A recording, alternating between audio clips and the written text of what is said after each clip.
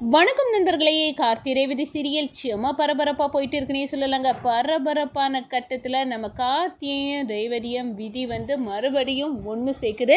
நம்ம ரேவதி மனசில் காதல் துளிர் விடுது அப்படின்னு சொல்லலாம்.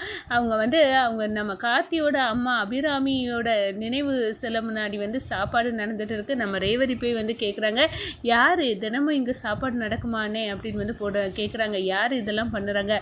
அதெல்லாம் நம்ம கார்த்தி தம்பி தான், அவங்க அம்மா நினைவாக இதை போடுறாங்க அப்படின்னு சொன்னோன்னே, இங்கே வயறார மனசார சாப்பிட்டுட்டு போகலாமா, தினமும் எங்களுக்கு சாப்பாடு கிடைக்குது அப்படின்னு அந்த இடத்துல சொல்ல நேரம், அங்கேயும் நான் ஊர் மக்களுக்கு ஒன்று பிரச்சனைனா கார்த்தி தம்பின்னு சொல்கிறாங்க, இங்கேயும் கார்த்தி தம்பின்னு சொல்கிறாங்க. அப்படின்னா யார் இந்த கார்த்தி? அவரை பார்த்து ஒரு வாழ்த்து சொல்லாமல் போகக்கூடாது. கண்டிப்பாக இன்றைக்கி அந்த கார்த்தியை பார்த்துட வேண்டியதான் அப்படின்னு நம்ம கார்த்தியை பார்க்குறாங்க நம்ம ரேவதி. அதோட பார்த்தோன்னா ஏதோ ஒரு தொடர்பு எனக்கிட்ட இவரை இழுத்துட்டு வருது, அது என்னன்னு சொல்ல தெரியலை அப்படின்னு அந்த இடத்துல இவரை பார்த்தா என் மனசு சந்தோஷப்படுது. அப்படின்னா இவர் நான் லவ் பண்ண தொடங்கிட்டேனா அப்படின்னு நம்ம ரேவதி ஃபீல் பண்ணுறாங்கங்க.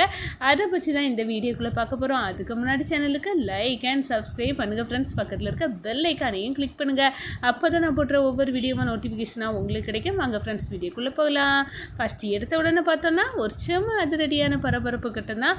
பரபரப்பான கட்டத்தில் தான் நம்ம ரேவதி இனி வீட்டில் இருந்தால் இதுக்கு மேலே போர் அடிக்கும், நம்ம வீட்டை விட்டு வெளியே போவோம் அப்படின்னு சாமுண்டேஸ்வரிக்கிட்ட சொல்கிறாங்க. அம்மா, நான் வீட்டை விட்டு வெளியே போயிட்டு வரேன், ஒரு இடமா போனால் வீட்டில் இரு அம்மா, நான் ஹாஸ்பிட்டல் வீடு அப்படின்னு எல்லாம் இருந்து எனக்கு போர் அடிக்கும், நான் வெளியே போயிட்டு பார்த்துட்டு வரேன் அப்படின்னு அந்த இடத்துல களை இறங்குறாங்க நம்ம ரேவதி.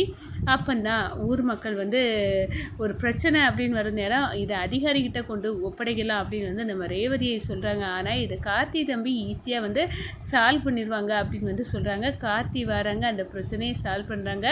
இந்த பிரச்சனை தீர்ந்த உடனே நம்ம ரேவதி கேட்குறாங்க, எப்படி இது முடிஞ்சிட்டா அப்படின்னு. நீங்கள் அதிகாரிகிட்ட போக சொன்னீங்க, எங்கள் கார்த்தி தம்பியால் முடியாதது ஒன்றும் இல்லை, நாங்கள் தீர்த்து வச்சிட்டோம் அப்படின்னு அந்த இடத்த சொல்கிறாங்க. அதே நேரத்தில் பார்த்தோன்னா கொஞ்ச நேரத்தில் நம்ம அபிராமியின் நினைவு சிலைக்கு முன்னாடி சாப்பாடு அன்னதானம் நடந்துட்டு இருக்கு.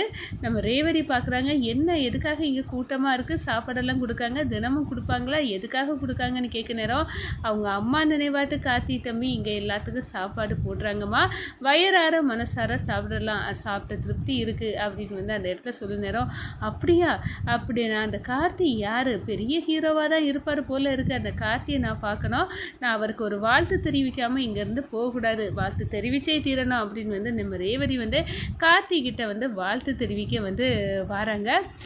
இந்த சைடு பார்த்தோன்னா நம்ம சாமுண்டேஸ்வரி, இதுக்கு மேலேயே நம்ம விட்டு வச்சா ரேவதி கார்த்தியை எப்படியாவது கல்யாணத்தினாலும் அவரை புதுசம் பொண்டாட்டின்னு ஊர் மக்களோ யாரோ சொல்லி அவளுக்கு தெரிய வந்துடும். ஆனால் அதுக்கு முன்னாடி ஒரு ஸ்டெப்பு எடுக்கணும்னா ரேவதிக்கு வேறு மாப்பிள்ளை பார்க்கணும் அப்படின்னு தன்னோட ஃப்ரெண்டுக்கு கால் பண்ணுறாங்க.